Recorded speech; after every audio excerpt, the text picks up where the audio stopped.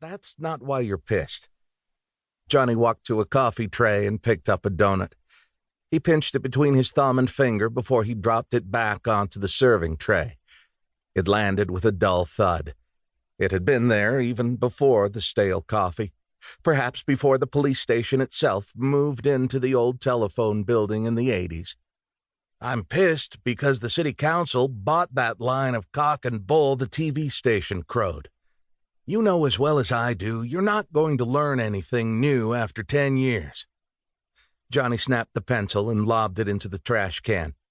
We got more tips back then than a Japanese masseuse with roving hands. We worked every lead imaginable, and we came up blank. And you accuse us of shutting down the investigation prematurely? Arn stuffed the tape into his briefcase and walked to the coffee cart. He grabbed the pot and sniffed it before he put it back to scald some more. Screw Juan Valdez and his coffee-hauling ass, he thought. Nasty cop coffee, he said as he faced Johnny. Some things never change. Like a fresh set of eyes looking at the evidence might come up with something new. Remember someone telling you that once? You horse's butt, you're pulling that "I used to be your training officer" crap on me. Sure, you taught me fresh eyes might find something I could have missed. Johnny nodded to Arn's bag containing the tape. But this time, you're wasting your time. Johnny snapped his fingers. But then what do you care if your time's wasted? The TV station will still pay you. They will. Same as the city will still pay you, even if you never solve another case. Johnny looked around his desk for another pencil before he ripped into Arn. And just whose ass did you blow smoke up to get this lucrative consulting job? Arn nudged a piece of lint embedded in the shit-brown carpeting with the toe of his boot. Johnny came around his desk and sat on the edge.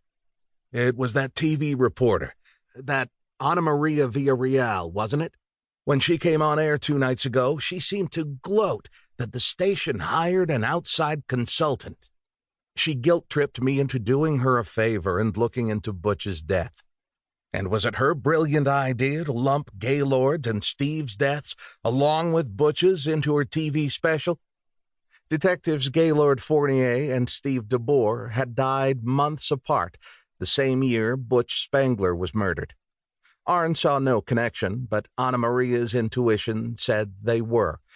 He'd worked with her enough in years past to trust her intuition. All I know is I'm getting paid to look at Butch's murder and the deaths of the other officers. Whether I'm successful in learning anything new is doubtful, but I intend to work it until I can't anymore. Now, the police reports on Butch. Johnny nodded to the door. I'll have Gorilla Legs make copies.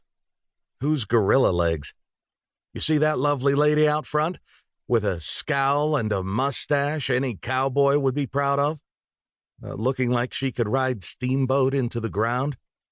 The same. I inherited her as secretary when I took over as acting chief. I'll ask her to make copies of Butch's investigation. Johnny grinned. But you might have to arm wrestle her for it. And can she make copies on Gaylord and Steve as well? Johnny's smile faded, and he leaned across the desk.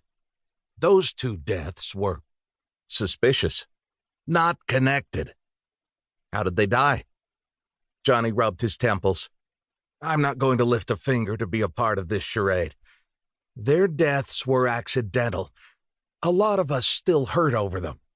Leave it at that. I'll bet I could research the Wyoming Tribune-Eagle and find out how they died. Then hop to it. Arn set his bag down on the chair and approached Johnny. We were friends once upon a time when I worked here.